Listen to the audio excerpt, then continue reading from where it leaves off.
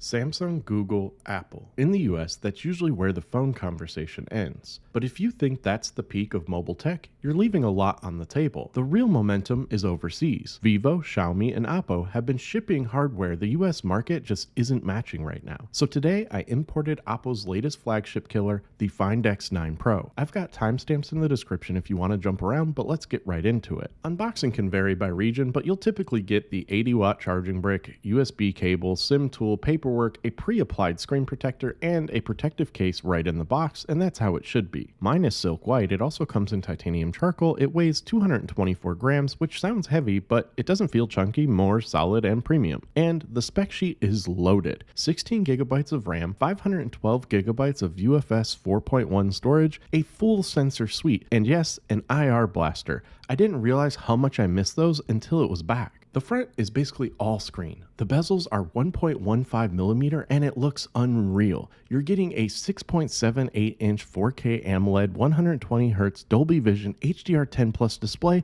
the whole package. It's 450 ppi protected by Gorilla Glass Victus 2 and it gets stupid bright. 1 nit up to 3600 nits. In real life, it just means you stop fighting with your phone outside. Sunlight, no problem. Oppo also includes 2160 Hz PWM dimming, which I noticed immediately at night. It's easier on the eyes and it makes late night scrolling feel much less harsh. It's rated IP66, IP68, and IP69, so it's ready for basically anything. But the real feature that I've been appreciating more than anything is Splash Touch, especially given the snow that I've been getting lately, because it just works. Wet hands, rain, snow, whatever, the screen still responds. Once you have that, you wonder why every phone doesn't. Inside is the MediaTek Dimensity 9500. We're used to seeing Snapdragon in the US flagships, but this chip absolutely holds its own. Day to day, it's instant. Apps pop open instantly, multitasking stays smooth, and I haven't seen any weird stutters. I also pushed it with some heavy gaming just to see what would happen, and it stayed cool and consistent. I have zero concerns with the performance of this chip. I'll have to see how it performs long term, of course, but right out of the box, you're ready to go with anything you throw at this device. Connectivity is stacked too.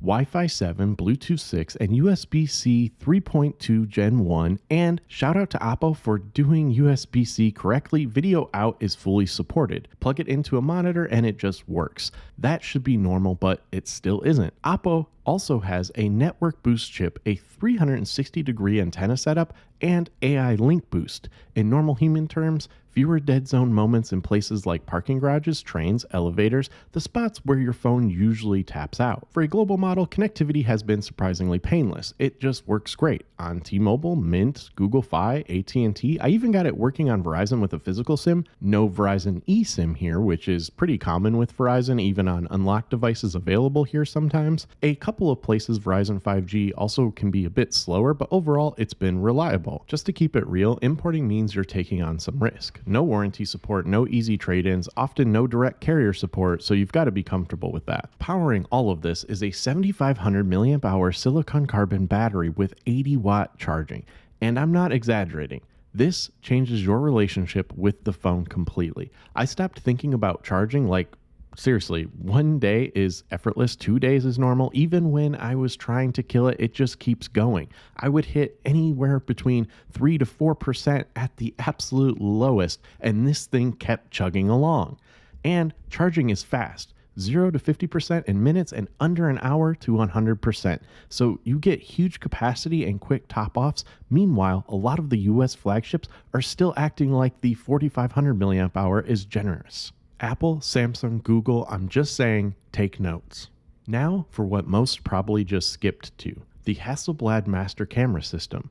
You've got stage brilliance up to 120x super zoom, dual OIS, EIS, and 4K 120 FPS Dolby Vision with log, and it keeps X-Pan mode, something the OnePlus 15 lost when it moved on from Hasselblad. The hardware is stacked. 50 megapixel Sony main, 50 megapixel ultra wide, and a 200 megapixel telephoto. There's even a dedicated 2 megapixel color sensor for accuracy, and the 50 megapixel selfie camera up front actually feels flagship level finally. Oppo also sells a Hasselblad add-on module for an extra 10x zoom. I skipped it, cool idea, but not practical for me, but it's there if you want to go full on zoom. MKBHD called this the best smartphone camera of 2025, and I totally get it. For me, it beats the iPhone 17 Pro Max, S25 Ultra, and the Pixel 10 Pro XL. Here are a few photo and video samples that I got over the last few days. Let me know your thoughts in the comments below.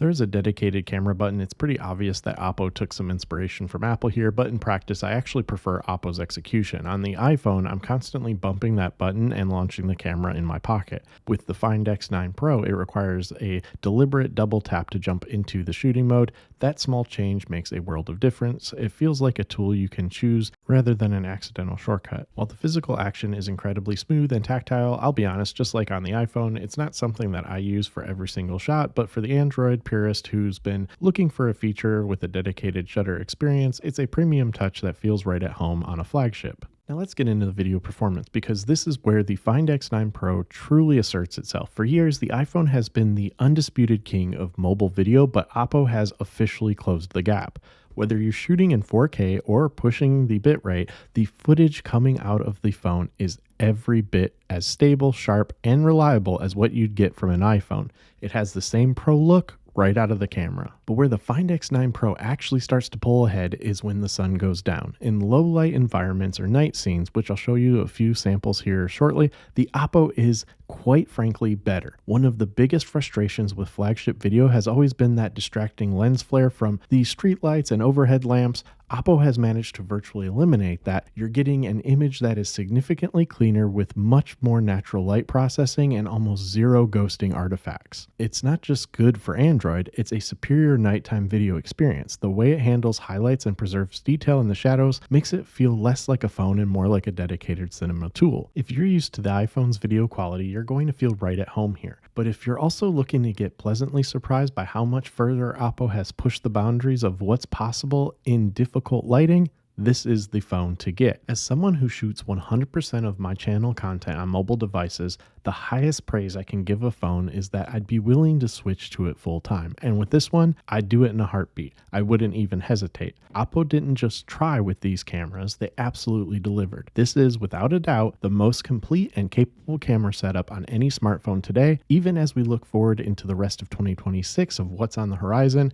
If you are a creator or a photographer and the camera is your number one priority, this is officially the device to beat. I'd love to hear your thoughts on the samples I've shared so far. I don't claim to be a professional photographer, but that's exactly why I like showing these. I want you to see the results you can get right out of the box. For anyone looking to jump into YouTube or content creation, this phone makes it incredibly easy to just point, shoot, and get high-end results with zero friction. One quick tip for those looking to buy, the standard zoom on this phone is already fantastic. You might be wondering if you need to spend the extra $100 on the camera kit adapter for the added reach that I mentioned, but in my experience, it's just not necessary for most people. The internal lenses are more than capable. I'd save your money and stick with the native setup. You're going to get more than enough power right out of the box. ColorOS 16 is fast, smooth, and surprisingly polished. It's got all the usual AI stuff like meeting summaries, writing tools, but the feature that actually stuck for me is the snap key. One press can grab a voice memo, an image, or text instantly. Then AI Mindspace organizes it like a second brain.